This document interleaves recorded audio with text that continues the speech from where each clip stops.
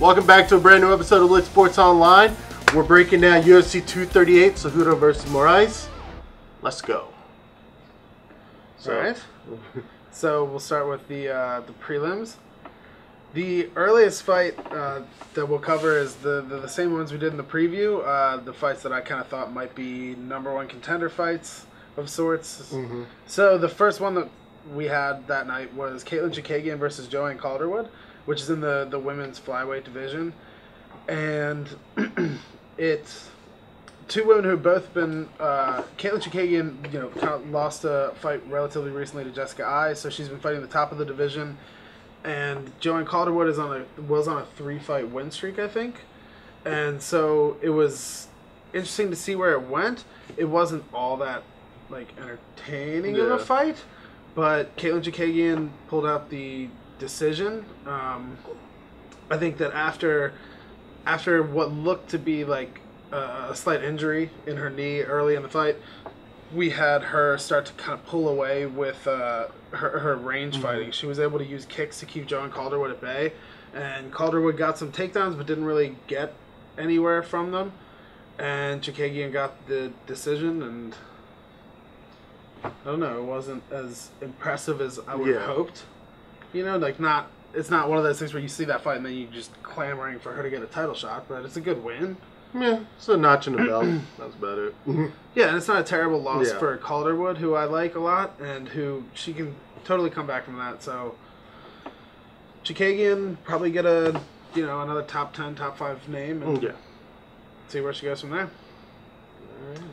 Moving on, we have one of the fights I was most excited about, which kind of ended up sort of the same way. Nobody had a stellar performance, but Aljamain pulled out the decision over Pedro Munhoz in what was a more one-sided fight. Aljamain was winning the striking exchange and the scrambling exchanges, and I think it's a good win for him, but it wasn't a super impressive performance. There was nothing super memorable about it, really. But he got the win over a top-ranked guy, and my guess is they put him against a big name in the division, and then have that be the launching pad to the title shot. They could give him a title shot now because Munhoz is coming off a victory over Cody Garbrandt, which is a huge name in the division. So Munhoz holds that win over the big name guy. Aljamain gets the win over Munhoz. You can sort of kind of logic your way into that, being enough exposure for him to get the title shot. But at this point, Aljo doesn't have a giant impressive win over a big name. So there's not a lot of kind of fan clamoring for him to get a title shot or anything. Even though I think he's earned it with the victories that he's had, and the fact that he looks great in his fights. I think his fight IQ is going up, his control of range is going up. And I think that he's definitely at the top of the division. I don't know, him versus Henry Cejudo. Don't know how that goes. I would like to see him get one more fight first. But do I think he is crafty enough, slick enough to pull off something crazy? Yeah, absolutely. Especially knowing the camp that he comes from. And one of his head coaches is the man who had the greatest upset of all time, Matt Serra, in knocking out GSP. Nobody thought he was going to win, and he pulled it off. And then, to top it off, Matt Serra and his other head coach, Ray Longo, coached another guy to pull off one of the biggest wins of all time, and Chris Weidman beating Anderson Silva 2 times in a row. So, if any camp is going to pull off a crazy upset in Aljo beating Henry Cejudo should he get that title shot, it's that camp. And that would be a great story. I love Aljo. He's a great dude. I've heard interviews with him. He's a super nice guy. He's super fun to watch. And like I said, he comes from that camp, and it would be a nice story. But I'd like to see him have one more before the title shot. Yeah. So let's move on to the next one. All right, so moving on to one of the fights I was most excited about. Tatiana Suarez versus Nina Ansaroff, and it's because of the fact that the top of that division is not very clear. Yeah, there's there's a lot of people who are kind of perennially at the top, and since there was a kind of relatively recent changing of the guard, instead of having, Yoni and Jacek at the top, and Rose Namajunas at the top, now it's Jessica Andrade. And so all of the women who are normally at the top of that division all have another chance to get back to that title shot, because most of them have had one or maybe two and lost. So it's an interesting time for that division. And Tatiana Suarez is this young woman coming up in the division who, an incredible athletic career. She was going to go to the Olympics and was not able to do that for health reasons, and now is trying to achieve her athletic goals through the UFC. And she just has this incredible wrestling background and incredible grappling skill set that she has just been using to work over everyone she's come up against. And Nina Ansaroff, I thought, might be someone who had an answer for it. She's very well rounded. She's very tricky. She comes from a great camp and training with Amanda Nunes, the champ, all the time. And so I thought that if anyone was going to have a chance at having good enough striking to keep Suarez at range and to stuff the takedowns and actually threaten with something after the takedowns, I thought it might be Nina Ansaroff, but Tatiana Suarez was able to kind of implement her game plan.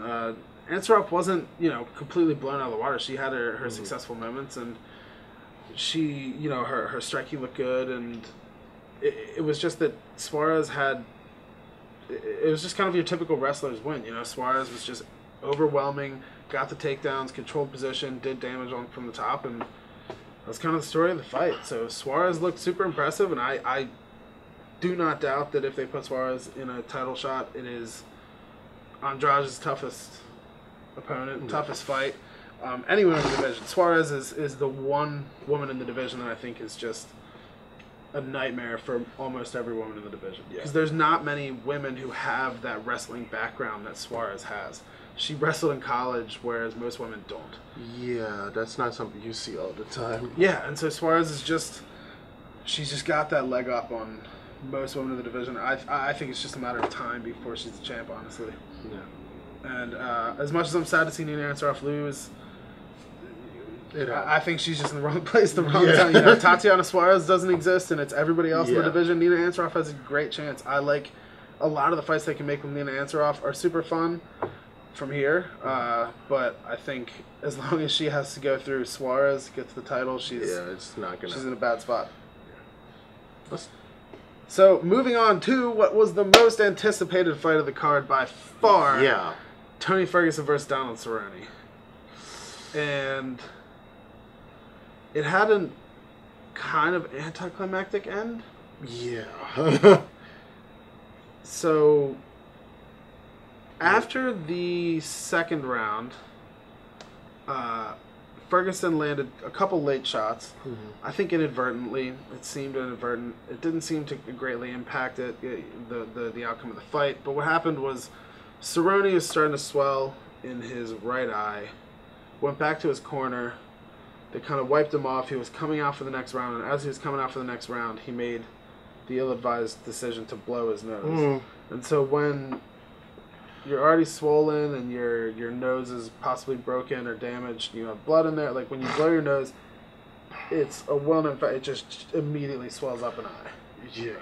So he blew his nose, his eye swelled completely shut, and they called it a TKO in between the second and third round.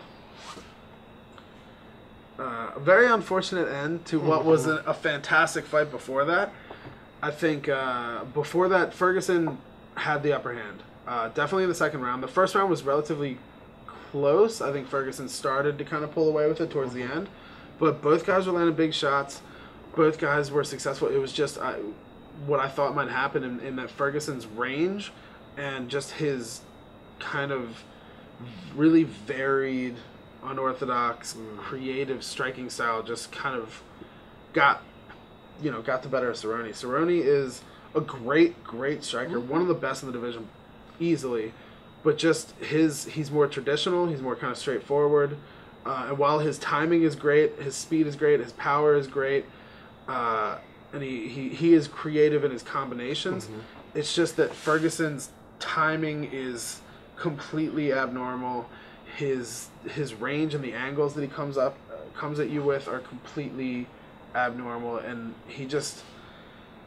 it's a very strange thing to overcome. And so Ferguson started to pull away with it, and so the second round was more of a one-sided round. It was, Cerrone had some success and was landing big shots, because that's one of the things about Ferguson is while he's super kind of crafty and weird, he also gets hit as a result of his fighting style. He likes to be forward pressure. He likes to kind of be close to you and in your face and try to get out of there with weird head movement and stuff, but he's very susceptible to getting hit.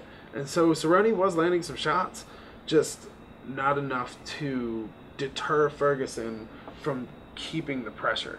That's what you want, is you want to land enough and hard enough shots to make a guy regret coming towards you.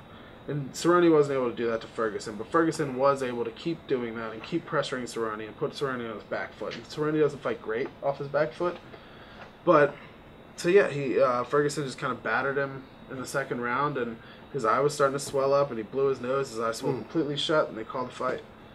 It still got fight of the night. Yeah. But unfortunate. So I don't know this. I don't know this next fight. I mean, how the hell? Let's preface this fight with, how do you predict the ending of the fight just completely going the wrong way? It's kind of funny. How crazy is that? Yeah. So let's get down to it. So.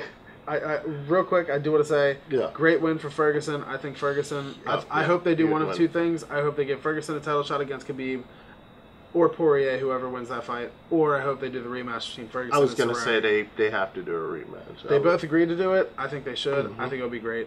Moving on. So, Jessica Eye, as Gerald mentioned. Jessica, where am I? It's so messed up. Oh my God. But Jessica Eye, in an interview before the fight, said that she saw her finishing the fight in the second round with the first shot. And what ended up happening was Valentina Shevchenko finished Jessica Eye in the second round with the first shot. That's not like poetic justice. Like, I don't know what it is. If that has to be like the most humbling thing ever. It's like, and it was so brutal. Oh my God! It was so the first round was like, the first couple minutes are kind of a feeling out process. But Jessica Eye did have a little bit of success. She wasn't completely blown out of the water in the first round.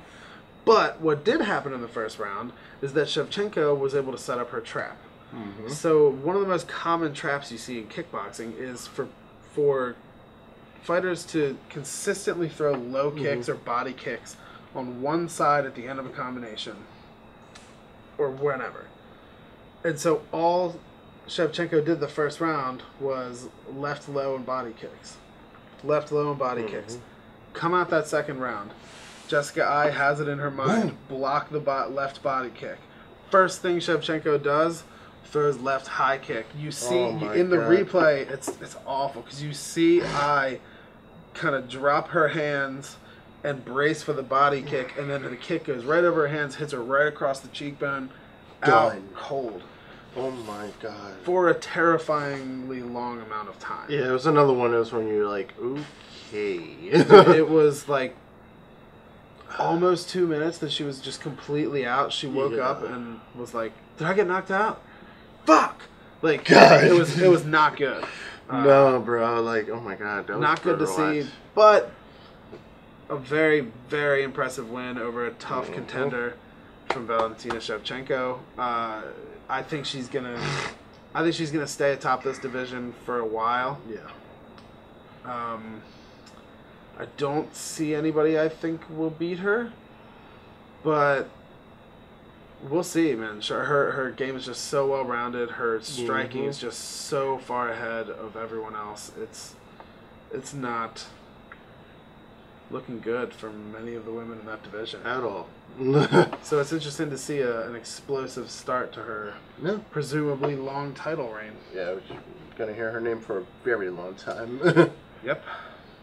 And now for something even as exciting. I mean, just history made. Yeah. Cejudo won against Moraes. Round 3 TKO. And now Cejudo became the 4th ever consecutive 2-weight champ. I mean, that's dope. Dude, as Conor McGregor would say, he's the champ. champ, dude. You got 4 of them ever. You got McGregor. You got Daniel Cormier. You got Amanda Nunes. And now Henry Cejudo. Wow.